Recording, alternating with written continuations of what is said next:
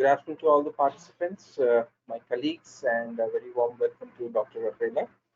I welcome you all to JSIA Webinar Series 2020. I hope all of you are safe and doing well. Today's webinar's topic, as you all know, it's an interesting one. The topic is, does globalization encourage democracy? And this will be presented by Dr. Rafaela.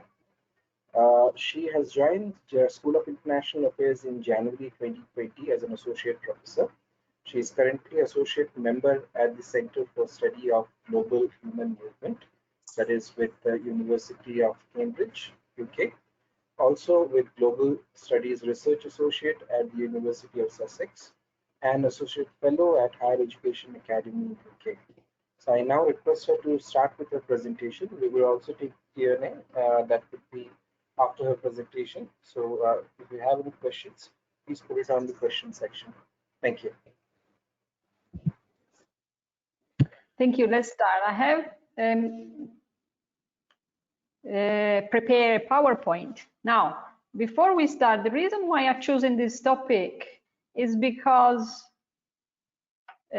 when we talk of globalization, when we talk of democracy, we've been talking about this issue since the past 10 years, but still it is really not clear the extent to which globalization actually can help in spreading democracy, and also what kind of democracy we are looking at. Can you? If I'm not sure if my screen is visible. Not at the moment. I will inform you as soon as it comes up on the screen. Okay.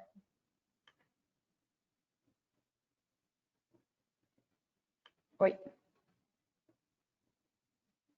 Can you see it now? No. See, I have to change I do apologize with everyone. I have to change the laptop at the very last moment because the previous one was not working. There was a problem with the internet. All right, no worries. No. Now showing. Yeah, here we can see your screen. It's just that the presentation needs to come up. Okay. Now you should be able also to see the PowerPoint, right? Perfect. Yeah. Good. You can just do a full screen, and probably if you have internet issues, you can close the webcam and just use the slides. Okay, here it is.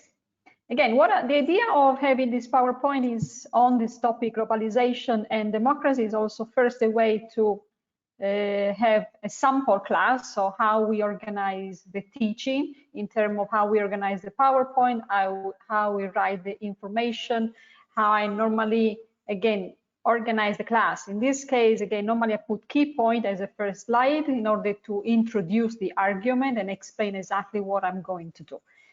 As I said before, the reason why I choose this topic is because it's still very relevant today. We keep talking about how globalized we are, that many states are actually moving toward democracy, but there is no clear idea of, first of all, so what do we mean by democracy? Democracy is not simply about going and voting. It's not simply about political parties. But also, what is the connection between globalization and democracy, but in particular also how much we communicate, what kind of communication are there between countries, and to what extent then globalization is actually helping spreading democracy, and why also globalization should spread democracy. So what I'm going to look at today is first definition of democracy, starting from, let's say, traditional way of looking at democracy and a more current understanding of democracy, what I call more utilitarian concept of democracy. Then I will move to the question of democratic engagement. What does that mean? And in particular, why it is important how we communicate, who is able to communicate, who are the parties who communicate. Then I'm just very briefly looking at globalization, democratization, and social world forum. Again, so let's start from defining, first of all, what is democracy? Again, normally most of the people know what democracy means in the sense that we know where it comes from. We know that it comes from a Greek word, actually two Greek words. One is kratos, which means power, rule, and then demos, which is the people. So if we put the two words together, demokratia, democracy means the power of the people, by the people and for the people. Now, when we're looking again, going back to a Greek word, but also going back to a Greek philosophy, we know that when we're looking at politics, in Greek philosophy, the idea of politics was about good life. The good life within a political community, which at the time was called as polis. The question of good life is very important because we keep actually forgetting that. We think of living together, but the question is not simply living together in a political community. The question is also what kind of life do we want to establish within a political community? And for the Greek philosophy, the key fundamental aim of the political community was to live a good life. So that means also to develop a structure, political structure that can guarantee a good life, but also it means that to look at values that are important for a political community to flourish.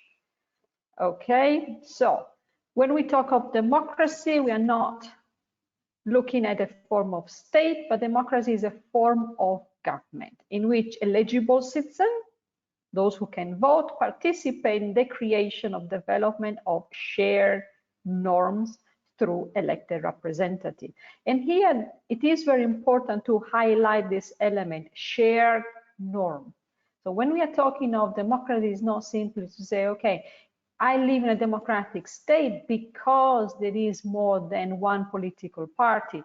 I live in a democratic state because I can go and vote. The question is also, what are the norms that we share? What are the values? What kind of community are we create? What is it that inspire our community? So if we are going back to the perspective of traditional philosophy, then we should say, okay, we actually want a democratic life because democracy is the form of government which guarantee the development of a good life. But is it really the case? What kind of good life? I mean, how do we develop that? Can we actually claim that all the democratic countries nowadays look at good life?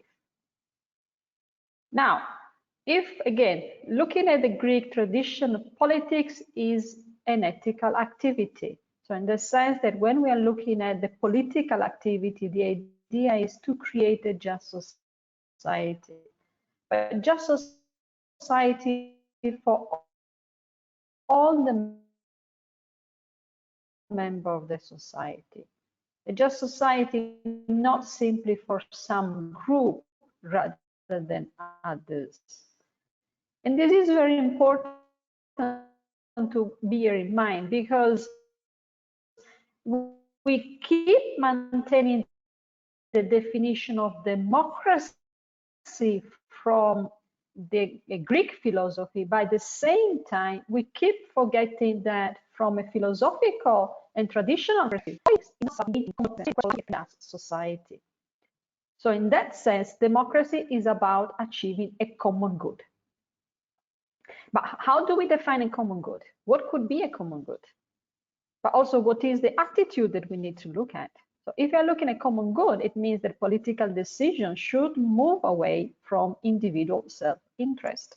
So the question is not simply to look at politicians, take decisions that benefit them, but also it means that common good, that we are looking at how to live together, how to, again, for instance, try to reduce tension between groups, how to make a society justice, how to ensure that members who are normally excluded also have access, for instance, to healthcare, to education. So when we are looking at common values, it means also that those values are shared between the elected member and the electorate. So it means that there is a clear connection between those who are in power and those who have voted for them, in the sense that they aim to work together in order to create a better society. Now, this is, of course, the ideal understanding of democracy, because if you're looking at democracy today, most of democratic countries, especially in the West, they are no longer focused on common good. Most of democracy actually look at power, look at wealth, look at control, look at self-interest. And this is especially clear today with the coronavirus. Most of the countries are just looking at what is beneficial for them. They're closing borders. In many cases, they're not even sharing information. There is a situation of distrust.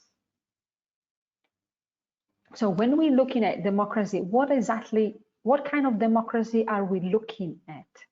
And then, of course, the question of democracy then can be connected to globalization, because in order to say that with globalization, also there are more opportunity for spreading the concept of democracy, the other question is, what kind of democracy are we looking at? Are we looking at the traditional idea of democracy, politics as a common good? Are we looking at self-interest? Because if you're looking at self-interest, the concept of democracy is equal to the concept of politics, in the sense that when we think of politics, we think of power, we think of national interest, we're looking at competition between states. So if democracy is equal to the concept of politics, then it's difficult to imagine that we are moving toward a better life. We're also difficult to see how globalization might help us in spreading a different concept of democracy. So how can we move beyond self-interest? Of course, this is a very difficult question, because the first, easy answer will be, well, we need first not to be self-interest. We should move away from looking ourselves and moving toward a sense of shared values, shared ethics. Now, what I have done in this PowerPoint is to propose to look at a philosopher that normally it's not so much considered. It's a German philosopher, Habermas. He wrote a very interesting book in 1981, Theory of Communicative Action. And why I propose this and how I connect with democracy? Because in this book, Habermas proposed a new way of developing and strengthening democratic process. And how is going to achieve this? His starting point is that we need to improve communication. So communication might become an important tool for mutual understanding. And this is also one of the key problems when we look at relations between states. There are a lot of communication, but there is also a big sense that when we communicate, we do not understand each other. When we communicate, there is the sense that some want simply to impose their idea. And also when we look at democracy, there is the idea that Western states are imposing a particular understanding of democracy to the developing world. So the key question is, if we want to spread a democracy which is democratic values which are more equal, maybe we should also start rethinking the way in which we communicate. So Habermas draw from a philosophical work or the work of Wittgenstein and object. What does that mean? It means that we need to look at the modalities through which people engage into mutual communicative process. And the word mutual is actually very important. So to communicate, to have a dialogue, is not simply to talk with someone. But the question is that you need to establish a special relation of being able to talk and to listen. but also you need to look at the power relation between the different parties. So when we talk of mutual communicative process, we are looking at mutual understanding, the willingness to understand also what the other are saying. And this is really the meaning of communication. So it's not simply talking, but understanding. In order to understand, you first also need to listen to. You also need to establish an equal relation with your partner. So mutual understanding might be achieved through an authentic and ethical dialogue. And Habermas referred to this, give the specific word to this process, discourse ethics. So communication, which start from the premise that we need an ethical perspective, values, moral values.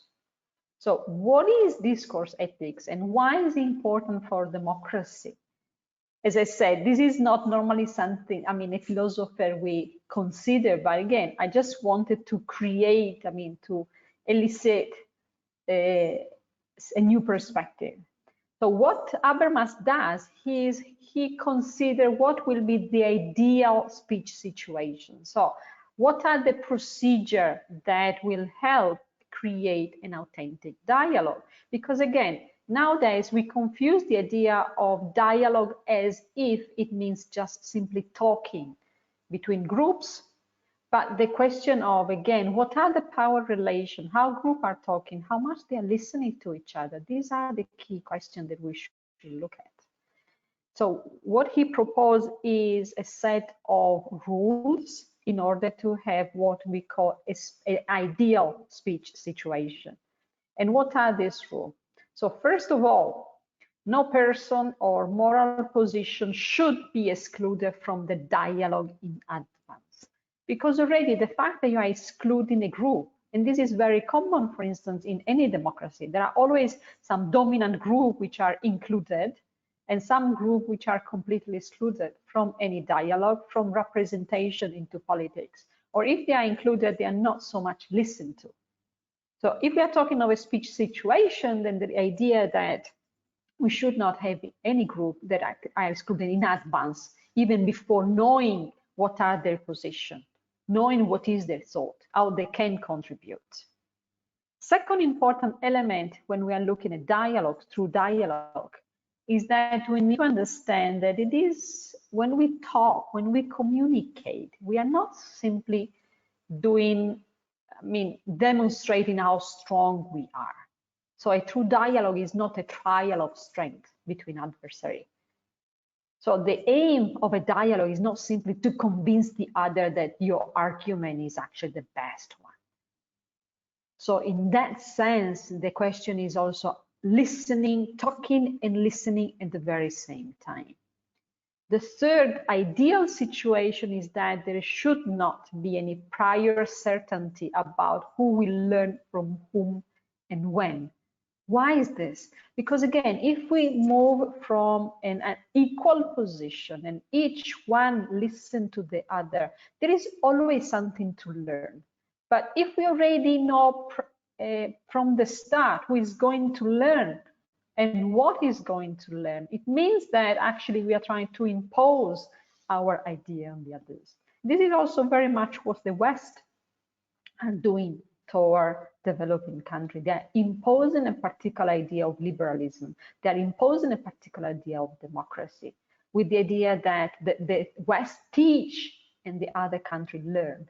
But again, in ideal situation, we should start from the premise that we do not know from before we engage into a dialogue who is going to learn from whom. The fourth element is that we are all willing to engage in a process of reciprocal exchange. And this is very important. Reciprocal exchange. So dialogue is about this. So it's not simply someone talk and others simply listen and accept what the dominant group is saying. Next point, we all expect that if we start from the premise that what we are saying is truth and we are not going to change that and we believe in that, we are not actually going to listen to the other side. So the key question is actually precisely to believe that whatever we are saying is not necessarily truth. It's just our opinion, our way of thinking, our claim. And we should also be open enough to believe that those ideas can be changed. Finally, the last element, according to Habermas, is a general commitment to be driven by the force of the best argument. So it means that the question is not who is proposing an argument, if it is dominant group or excluded group, but the question is, at the end of the conversation, we should look at how we create the best argument, what we are learning from each other. So for Habermas, this ideal scenario should help us in better communicating, but also better communication means that we are also able to improve our society. Again, if our society is truly democratic, in the sense that we do not exclude from the beginning any group, but at the same time, we are also able to listen to all the parties. So why then is Habermas' work so important? Because with Habermas' work, he is highlighting the importance of communication. Communication for improving and develop more inclusive society. And nowadays, the question of inclusive society is very important because we can see that there are huge gaps, especially if we are looking at the economic aspect. There are a lot of still groups in all the countries, including Western countries, which are excluded.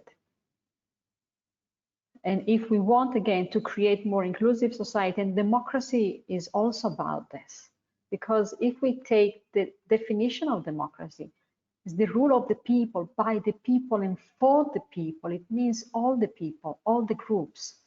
But in order to ensure that we have real democracy, we also need to ensure that our society is much more inclusive. And the first question, in order to eliminate discrimination, marginalization, exploitation, is to communicate to each other. It's not about some group imposing a particular development, some group imposing a particular way of doing politics. The question is how each different group come together, because the idea is still to share common values, common norms, a shared society. So communication, is not about the power of communication. Communication is about the ability to listen and to talk. So discourse ethics is proposed in Habermas is an attempt to think about dialogue from an equal perspective. And then if we say from an equal perspective, it means that really we want to move away from dominant system of exclusion. So why is it needed? Because if politics are about a good life, then we need to understand the importance of communication. It's not about domination. So democratic life is about today dominant group against excluded group. So if you're looking at, again, creating a real democratic country is not simply the idea that some group speak and the other listen to. And this is very important also when we are looking at globalization. What kind of globalization do we want? Who is selecting also the modality of globalization?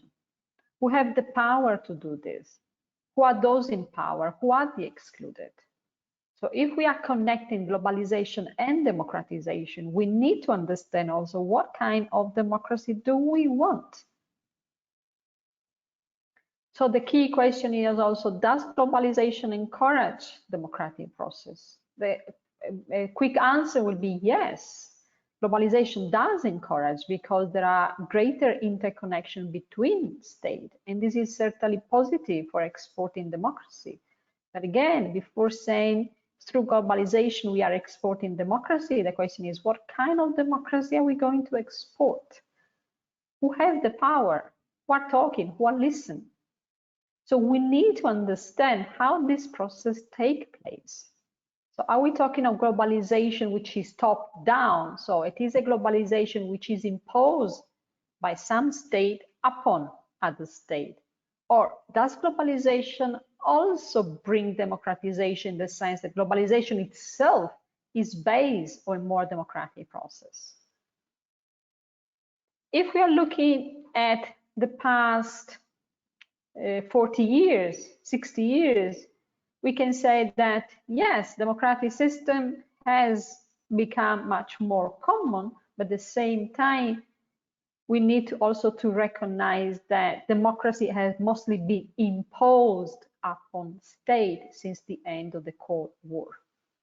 So democratic transition and the implementation of the liberal market has been used, for instance, from IMF, International Monetary Fund, and the World Bank in exchange for developing funding. So it means that if we are looking at what has been happening now, we talk of globalization, but globalization has mostly meant democratic transition from some state and also the acceptance of the liberal market. But that was not the result of free choice. That was not the result of a dialogue. That was a result of an imposition of some state. And IMF and World Bank also have a very Western, strong Western perspective. So democratization has been transformed into a powerful weapon of the West. So in that sense, if we say that globalization brings democratization, yes, but the question is, what kind of democratization does it bring?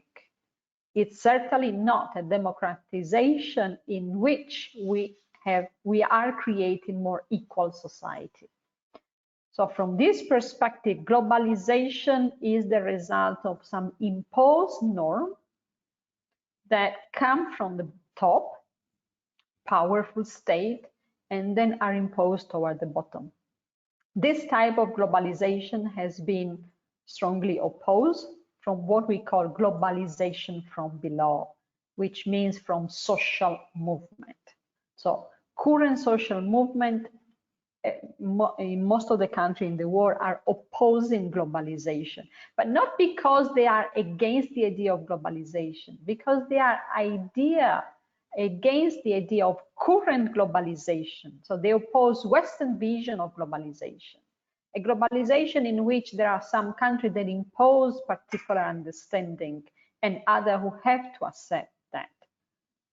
So if globalization is about international integration, better way of communicating, creation of dialogue, sharing of information, equal relation, then yes, also we agree with this globalization. Social movements are certainly in favor of this. But if globalization is about power, then it's no longer globalization. It's no longer about democracy. So the key focus of social movement is precisely about democratic representation, but also within the international institutions. So we keep talking about how democratic is the West, but if we are looking at international organizations, they're not democratic at all. They're not accountable. So globalization is about fair trade. It's about spreading human rights, not simply in the paper, but in practice. It's about sustainable development for all. It's about free movement of people and global justice. So if this is what is globalization, the type of democratic process that we want to, then also we should welcome social global movement, because they are precisely trying to give a message that democracy is much more than politics. Democracy is about a common shared values. But what is the major problem if you are looking at social movement? That While social movements share great dissatisfaction against current economic and financial situation, they are not necessarily proposing alternative. So what we really need to think of now is not simply that we are not happy with the current system, but what are the alternatives? What kind of system do we want to establish? What are the shared values or the value that we share or we might be able to share? But in order to know, which value we are able to share, we also need to be able to communicate. Again, if communication is not simply about imposing our idea, but learning and listening, then again, the question of what kind of globalization we can have and what kind of democracy we can have change completely. So to conclude, I would just like to put some open questions. So although, again, we recognize that globalization favors interconnection, faster communication, and access to information, the question is, what kind of globalized process are we referring to? How to create mutual trust? Because again, part of globalization is also about trust. If we look at nowadays with the coronavirus, the question is, what kind of trust are we actually creating? We do not even trust the information that we receive. We are still debating whether coronavirus is man-made or not. We don't trust, for instance, what the Chinese are saying. So each country are looking at what they have. So in that sense, we are not really communicating. We have lots of information that are available. So in that sense, yes, we are a globalized society, but at the same time, we are not really providing democratic process. So which democratic process is globalization encouraging? How are we to rethink communication? So what kind of communication? How can we really communicate? But again, so the question, if you're looking at democracy and globalization, we also need to start from the basic. It means that we need to understand what kind of democracy do we want? What is globalization?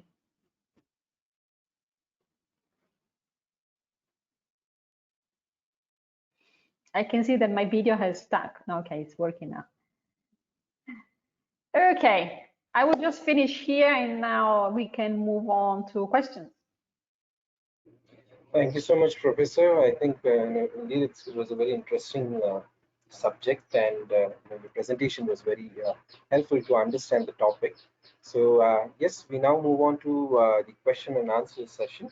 I already have some questions from our participants, and the first one is from Aditya Ramakrishnan.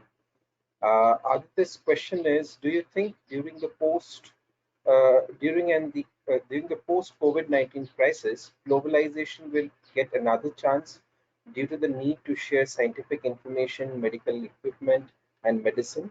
Or do you think the COVID crisis will accelerate certain countries' move towards protectionism? Well, it's very difficult to predict what is going to happen. My general sense is this, that when we talk of globalization, we also need to distinguish between what is happening at the level of state and what is happening at the level of the people. What have we seen from some country that, for instance, doctors, nurses are volunteer also to move from one country to another and get help. So in that sense, I have the feeling that we need to combine what the government are doing, but also what the people would like to do. So there is an emerging approach towards solidarity if we are looking at common people. So that also means that we should be able to think that the population will also pressurize state in order to move toward a more open approach. Because again, the most important, I think, element that we should learn from this crisis, that it is a global crisis. And any global crisis also need a global approach. Like migration, we cannot think of looking at migration simply closing borders. And here is the same. More coordination. So in that sense, I believe that there will be many more talk, and hopefully also pressure from the people just simply not to look at themselves.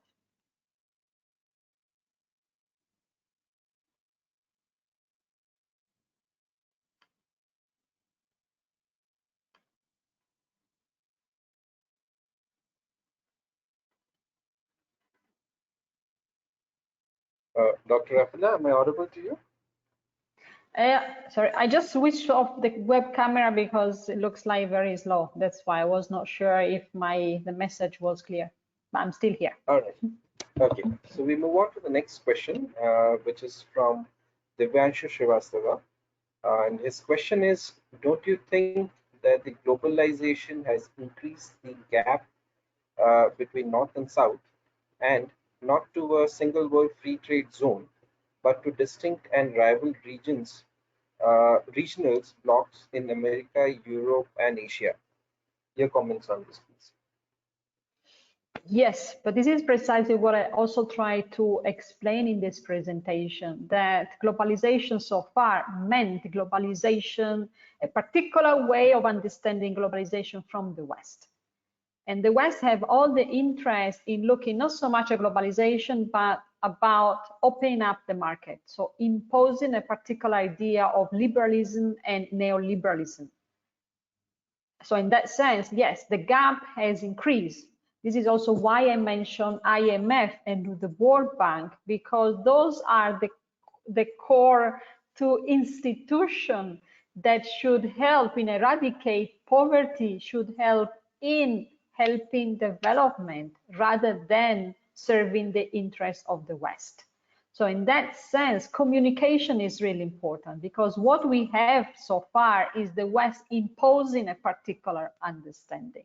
So what is prevailing today is not democracy at all, but just power.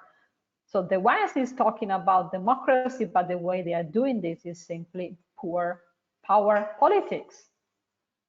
So yes, totally agree, but this is precisely why we need to change the way we think. But if we understand globalization in the sense of being more interconnected, we should focus on that. What kind of interconnection we want? So still, globalization is positive, but what we need to work on is still the relation between state, relation of power, and question of communication. In that sense, we can rebalance and change the trend that we are experiencing now. Thank you so much. I move on to our next question from Sumalata. And her question is, COVID pandemic is making nations to move towards localization. How this affect hitherto diplomatic and international affairs scenarios? Well, of course, I mean, it's very difficult to, think of ourselves in the future in the sense that the virus, we are still in most of the country in situation of lockdown. Every time historically there has been a crisis, state have looked inwards. This is a traditional tendency. So the question, what I would expect is that yes, states are going to look much more themselves, but I expect this to be something temporary. So once the fear of the other will be released, then state, I will imagine they will go back to better communication, because also we will see that still we are so much interconnected. To think that now we are going to just dismantle of this interconnection, I think it is really impossible. But the question is, how much trust do we have? So in that sense, I think that we really need to look at how do we communicate? How do we trust each other? And better way of communication, because communication is based on trust. If there is no trust, there is no communication, just talking, but we don't really listen to each other. So I just hope that with, again, Corona, this situation of lockdown will also help the people to go to the street and really make their government also much engage more with other countries rather than closing down borders and communication and interconnection. Thank you so much. I move on to our next question from Arshdeep Singh. And his question is, China is quite a globalized nation. It had systematically shifted from a socialist model to a capitalist model of economy. However, China is still an authoritarian government and has many cases of human rights exploitation. Could you highlight a few reasons for this, please?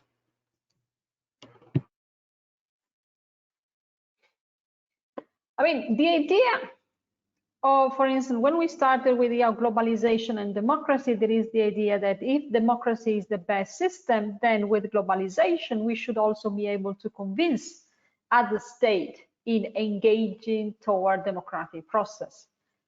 But if we look at how, for instance, the West have imposed its idea on democracy, this is not already a good start. So in that sense, imposing democracy automatically jeopardize the process of democratic process. So the key question for me is if we are really looking at creating better society, so more inclusive society, but also again, society where really so when we think of democracy, I mean, society for the people, we also need to ensure that we do not simply refer to this in theory. We also need to look at the practice. So Chinese as well, I mean, many Chinese, of course, people are looking for a more transparent politics, but at the same time, they are not necessarily inspired by the West. Because if we're looking at international politics, the West is not at all democratic. So in that sense, we are not very different at the international level from what Chinese are doing. So question of consistency, question of demonstrating into practice what we are doing. If the democracy is the best system, okay, but then we need to be consistent. Democracy is not simply about national system, but also the international level. What kind of politics are we imposing?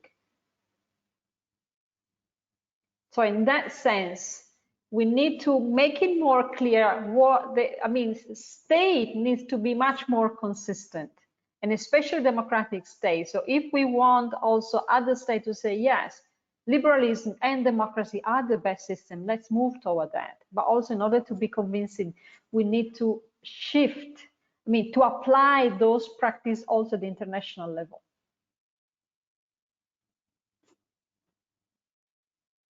Thank you so much. Our next question is from Aditya Krishna, and his question is, does the values held by society define how elastic the idea of democracy is? Sorry, can you repeat the question? I just missed a few words. Does the values held by society define how elastic the idea of a democracy is?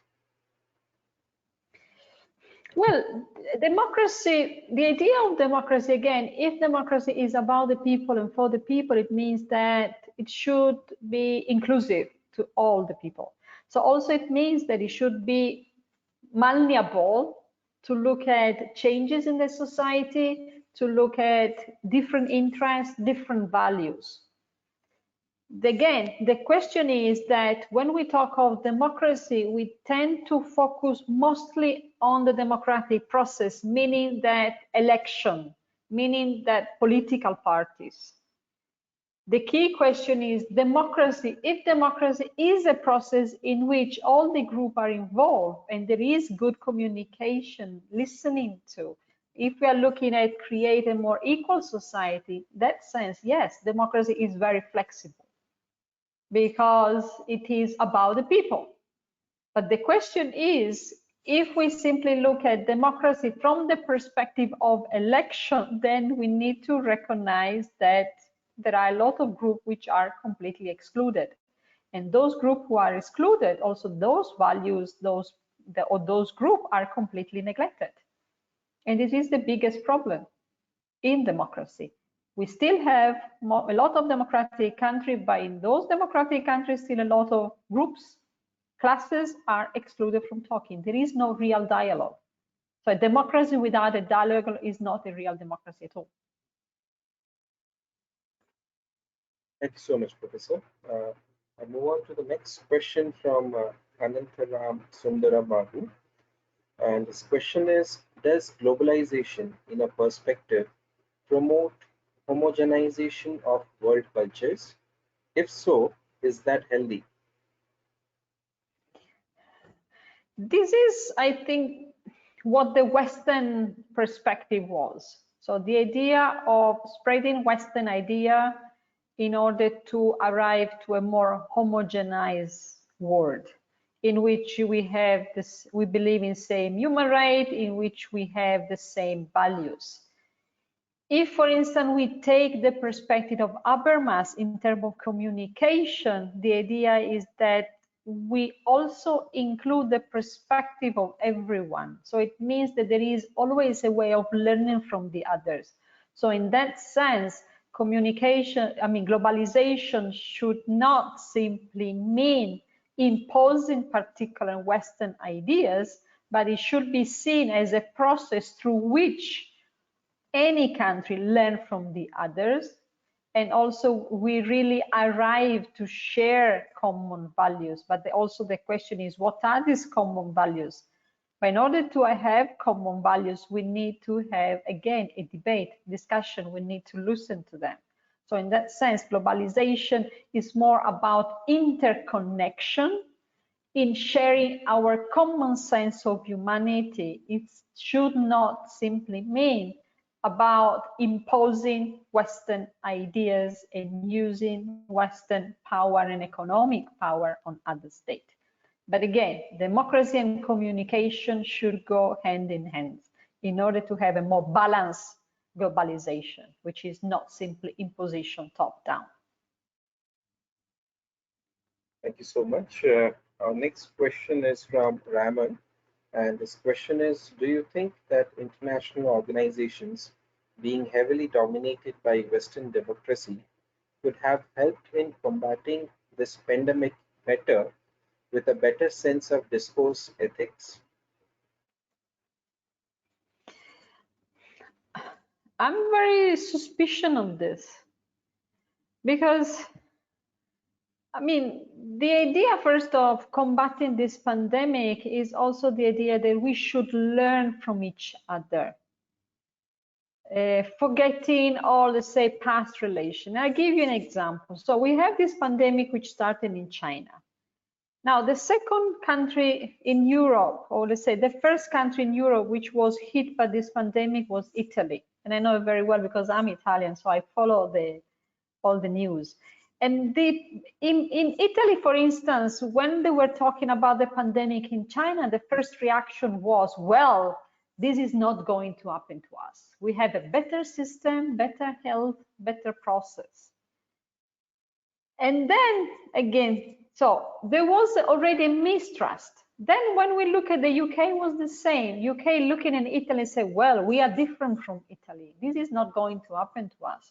There is no need to go to a lockdown.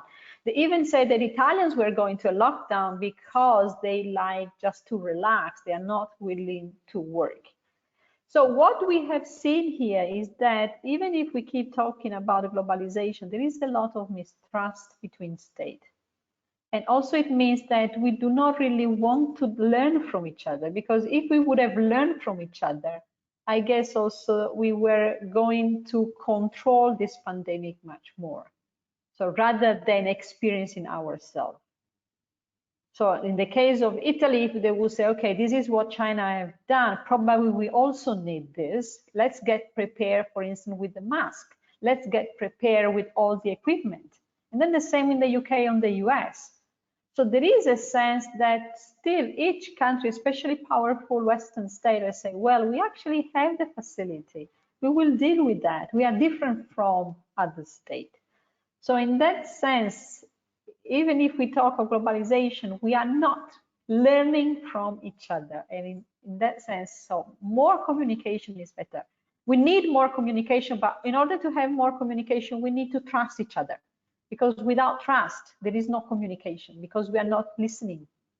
We are just accusing each other of not doing the right thing.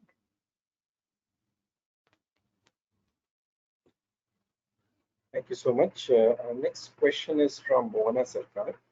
And the question is, to what extent do you think globalization will be affected in the post-COVID-19 world? Will countries shift from globalization to domestication of goods? I have my doubts, but I would request you to answer this, please.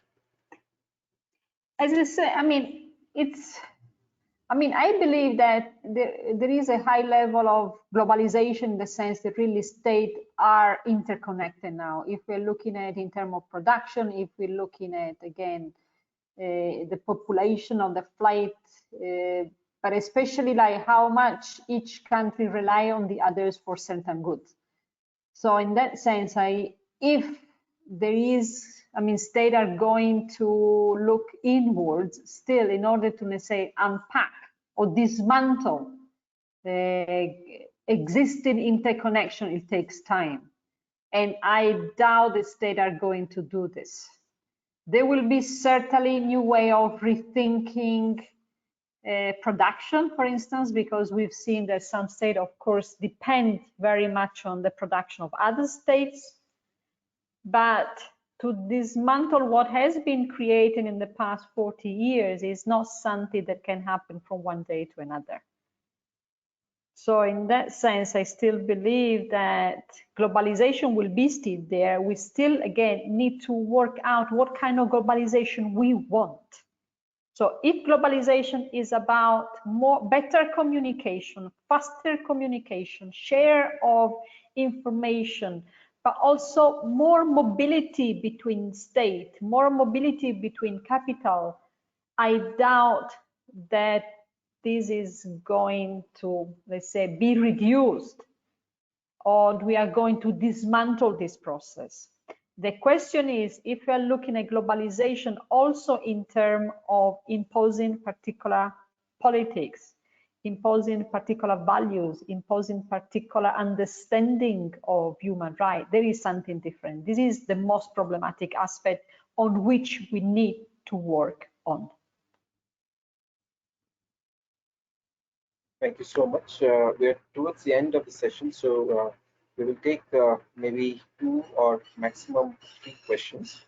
And if we are unable to respond to any questions, I will pass on the questions to Professor Rafaela, and she can respond back to you on email, or we can always get in touch with her. So our next question is from Waish Kumawat, and the question is, as far as trust is concerned, do you believe that the world will welcome India's terms on globalization post COVID-19 with open arms? Sorry, if the world will accept Indian? I repeat the question. As far as trust is concerned, do you believe that the world will welcome India's terms on globalization post COVID-19 with open arms? Well, this is a very, let's say, open question, because we have a lot of states. So in that sense, we have some states with whom already India have a very good relation. The hope, again, is that every time there is a crisis, we also learn from the crisis.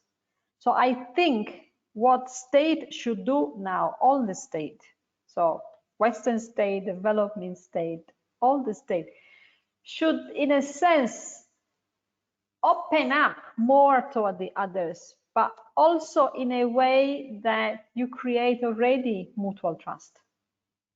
So in that sense, the approach that the other country will have toward India also depends on also what is the approach that India will have toward those states. And again, in the long run, what we should aim at is better dialogue. And normally better dialogue have to go through better interconnection. And one of the biggest hope with globalization was precisely that with globalization, more people will also travel. Once you travel, we share your life, you learn other culture, then is also how better trust can start. So from my perspective, we should not simply looking at what politicians do at a high level. We should also look at what common people, we can do in this process. And this is what is also globalization about. It's not globalization from top down, but globalization from the bottom.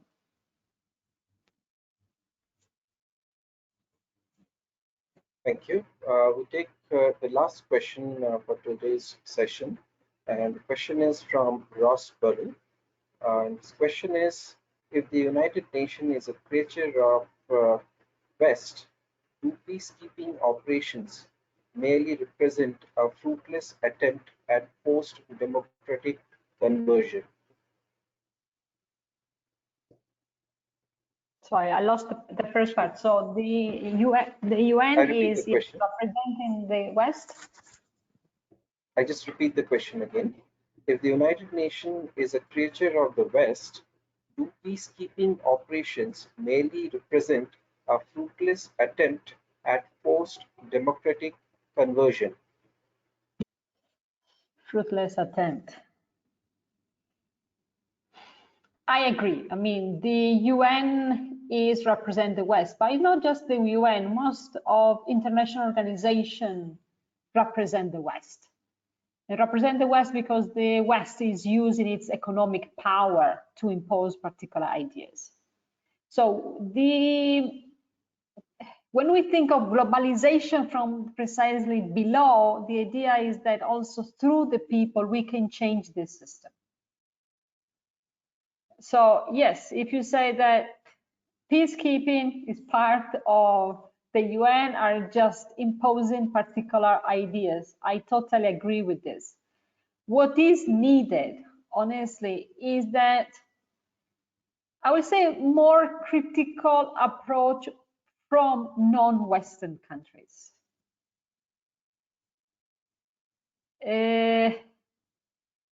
Because again, when we think of power relation, it's indisputable that the West is imposing a particular idea of globalization, a particular idea of the world. So what is really needed now from the people, but also from state, that non-Western state, much more courage to criticize the West. And this is the only way to change the system, because the system is not going to be changed from the West unless the West is forced to do this. So in that sense, if we are looking at a more democratic process, part of the democratic process is also this, voice a different perspective. Within the UN as well, but also at home. Thank you so much. I think the session was very informative. I'm sure our participants have indeed gained some knowledge from this. Would you be able to recommend some readings or some books wherein they can just read a little more about the topic? The book, there is a very good book. Globalization Discontent, if I'm not mistaken. And it's it's written by Stiglitz, which is an economist, and he also won the Nobel Prize. And what is very interesting from this book is that what we have here is an economist that has been working for the World Bank. And the reason why he accepted to work for the World Bank some 10 years ago was precisely with the idea of eradicating poverty. And then once he started working with the World Bank, he realized that it was impossible because World Bank is actually looking from completely Western perspective and neoliberal perspective. So that book is actually very good because tell you exactly what is globalization, So it should be Globalization and its Discontent, and the author is Stiglitz, American economic scholar. That really gives you a sense why globalization is not working and why it's so difficult to eradicate poverty. And I would say that is a must. I mean, we need to read that book. All right. Also, thank you so much. Yes, Professor, go ahead.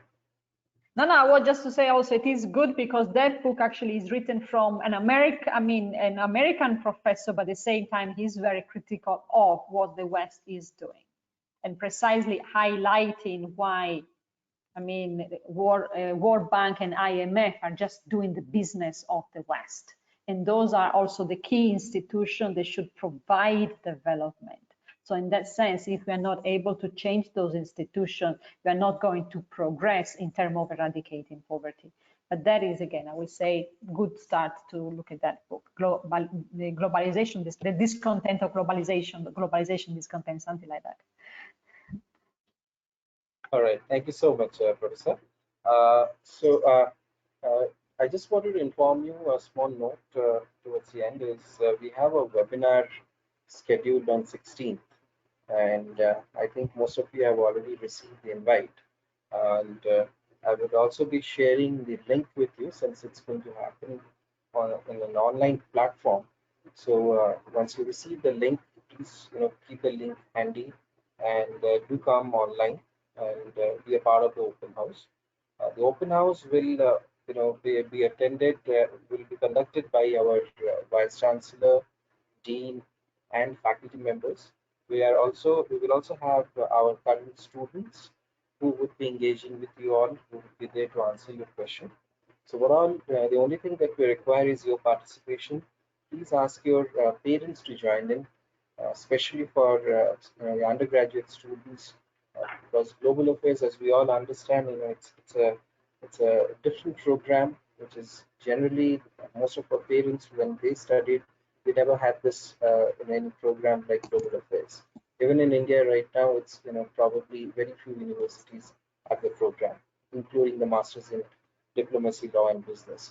So I would request if your parents have any questions, please ask them to attend the open house, and it would be an interactive session, unlike how we do webinars, wherein you are just posting questions and we respond back to you.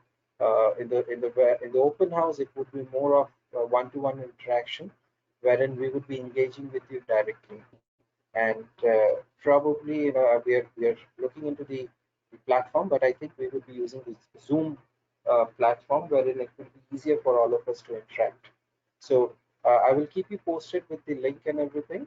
From our office, you will receive those details, most probably by tomorrow. And if you have any questions, you can always get in touch with us, write to me or my team. So thank you so much, Professor Rafaela. Thank you to all the participants, my colleagues. And we would keep continuing with such interesting topics, and we look forward to, for your participation. Thank you so much. Have a good day. Thank you. Thank you, Professor Rafaela. Thank you to you. I hope